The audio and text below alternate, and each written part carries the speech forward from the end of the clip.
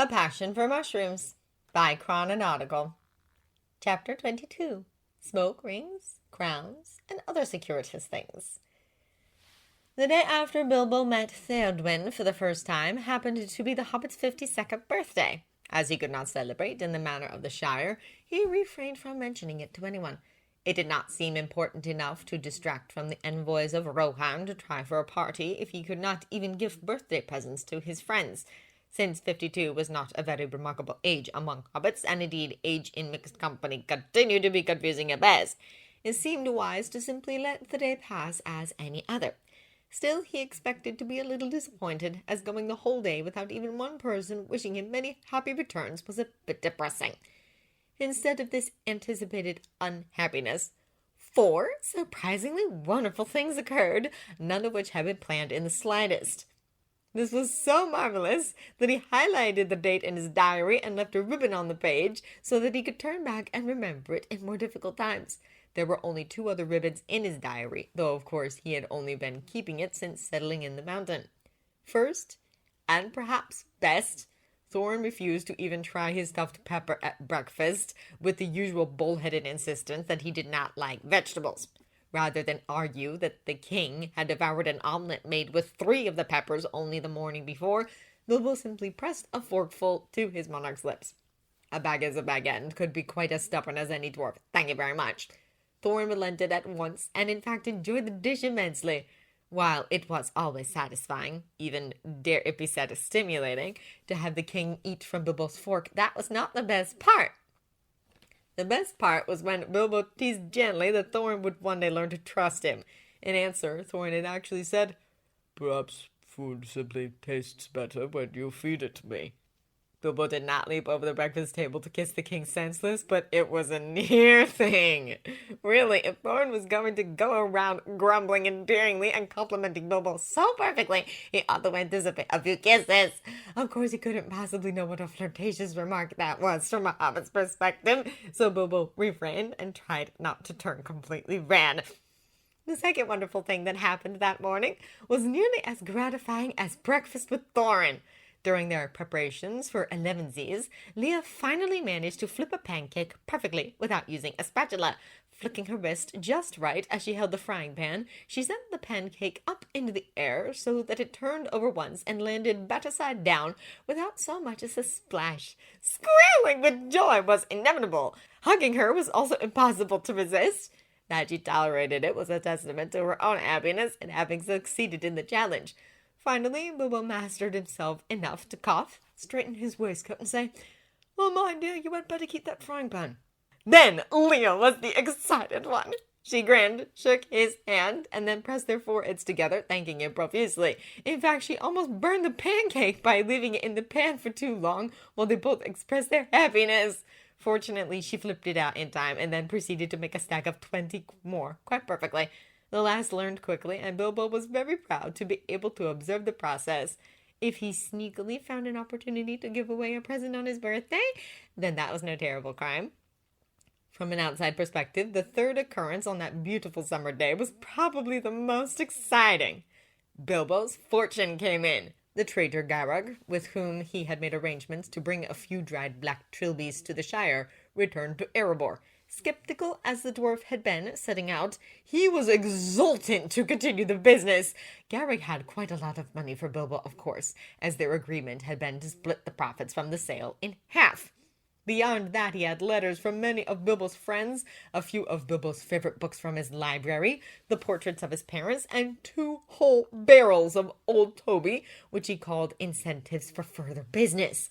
The merchant readily admitted that he had not expected to make any profit at all on the venture, and he was now quite eager to continue working with Bilbo. With bribes like those, the hobbit could hardly say no. Indeed, the old Toby in particular was a welcome blessing. Dwarvish pipeweed was rather harsh for a discerning palate, and he immediately raced to find someone who could appreciate it properly. Of course, Thorin was reluctant to have his kinging interrupted in the middle of the day, but eventually he laughed and agreed that half an hour with a pipe would do him no harm. Together they sat on the mountainside and blew smoke rings. Bilbo puffed out one as impressive as he could manage, only to have Thorin shoot a smaller one through the center with an accuracy even Bard would be challenged to match. It was a delightful game, and if Gandalf was not there to change the smoke into strange shapes and colors, they had plenty of fun on their own. Beyond that, Bilbo was exceedingly happy to have news from the Shire. Most of the letters were from family members congratulating him on such an unprecedented and profitable adventure. It was funny to see that many of his correspondents could not believe just how profitable his adventure had been. Many hobbits wished him the joy of a whole half-acre of rubies, and many more said they were sure that even a quarter-acre was quite probably worth having to live among dwarves. Most of the letters had little bits of gossip that were equally amusing. One of his stay-at-a-Baggins cousins was engaged to Prim, a dashing young brandybuck who liked nothing better than boating, dancing, and laughing. Bilbo had a hard time imagining Drongo courting her, but he expected his own parents had been met with a similar reaction. Lobelia Sackville-Baggins had apparently tried to move into Bag End while he was gone, only to be met with news that he was in fact a successful mushroom merchant now, and not dead at all. A very kind letter from the mayor explained that Bilbo's possessions would remain his own until he returned, or made other arrangements of his choosing. It surprised the hobbit to realize that he didn't care much for the things that had been left behind. While it was nice to have a few familiar books and plenty of real pipeweed, he didn't miss his armchair or his mother's pottery. He had a very nice armchair in his little apartment, and they all ate off golden plates in Erebor. That said, he did miss his family. As he read their letters, he could almost hear the familiar voices of dukes and brandybucks, telling their stories just the way they would have if they'd been gathered around him at his birthday party. However, when the letters were finished, those voices were silent. The familiar lilt of the Shire would only ever really be heard in the mountain when Bilbo spoke. His friends would always speak with their dwarvish brogue. That was his choice. That was what he wanted. Yet he read the letters over and again until Dwalin came and got him to attend the presentation of the Rohan delegation to the king. "You were crying," the dwarf grunted as they hurried toward the throne room. It wasn't a question. Yes," Bilbo admitted, straightening his mithril shirt and checking his pocket for a handkerchief. "I had some news from home. An uncle of mine died." This was true, though they hadn't been close, and it wasn't why Bilbo had been crying. Still, Dwalin seemed to accept this as a reasonable excuse to show emotion. "Condolences," he said, and that was that. If Bilbo had not been so homesick and melancholy, wishing desperately that dwarves threw big birthday parties the way hobbits did, the fourth remarkable thing that happened that day would not have been nearly so wonderful. After listening to the long-winded speeches of Thorin, Theodwyn, Dis, Theodwyn's graying advisor, Balin, another of Theodwyn's companions, Thorin again, Theodwyn again, and finally Feely, they all marched off to dinner in great state. It was very grand, like nothing in the Shire would ever be. Just then that fact made Bilbo feel small, pathetic, and horribly out of place. Fortunately, one of the riders beckoned him up from the train of Thorin's companions to walk beside Theodwyn. "My Lord Hobbit," she said, smiling much more genuinely than she had during her audience with the gang. "I hoped I would see you this day. I have something for you." Another of her honor guard handed her 2 crowns of woven flowers. Bilbo recognized his own handiwork from the day before on one of them, which he carefully placed upon her own head. The other crown she presented to him with both hands and a slight bow. "Oh," Bilbo said, taking it with trembling hands. "Marigolds!" "You said that they were for gardeners. Since you keep a farm, I thought it would be safe." "Yes," Bilbo said, feeling tears sting his eyes as he looked down at the well-woven crown of bright flowers. "Yes, it is quite perfect. They are not only given to farmers, you know. These yellow ones are for good health, the orange here is protection, and the red is a blessing for prosperity." "All things I am happy to wish you," Theodwyn said, "though I feel I must tell you that among the young girls in my homeland, making an exchange of this nature is a swearing of friendship." "Oh, yes," Bilbo said again, blinking away the tears and placing the crown quite firmly upon his own head. "It is much the same among children in the Shire." Smiling up at her, he took her arm gallantly. "And since it is such a tradition, I think we must agree to be friends henceforth." Unfortunately, though Theodwyn agreed, they did not have long to seal their friendship with conversation. Just then Beaufort came over and fetched Bilbo back to the ranks of the company. Apparently he and Nori had been killing time before the lofty processional to the dinner table, trying to remember a song from the Shire. Bilbo happily corrected their lyrics, though Beaufort's smile seemed tight, and no one else among the dwarves smiled at all. Indeed, everyone seemed quite upset about something. Thorin most of all. Bilbo wondered if he had missed something during all of the dull speech-making earlier, and he resolved to do what he could to patch things up. His moment came quickly enough. Since he was a burglar, he stole Balin's seat between Thorin and Theodwyn at the dinner table. It was easy to do. Bilbo simply skipped forward as everyone else walked in the stately processional and hopped into the chair. Balin raised an eyebrow, but went to sit next to his brother graciously enough. Thorin's mouth even twitched into a smile, though there was something disapproving in his face when his gaze turned to Theodwyn. "The crown is very nice," he observed impassively once they were seated and dinner began. "Thank you." Theodwyn piled a reasonable amount of meat onto her plate. Bilbo was pleased to note that she had a healthy appetite. Men often did not seem to eat nearly enough to sustain people of their size. "You made it." The king turned to Bilbo with the expressionless face that the hobbit hated. "I did," Bilbo agreed excitedly. "and Theodwyn made mine for me. I suppose dwarven children do not make flower crowns, but the children of Rohan do, just like hobbits." "Perhaps not just like hobbits," Theodwyn said modestly. "I have not woven flowers together since I was small, and I am sure your crown is not half so well made as mine."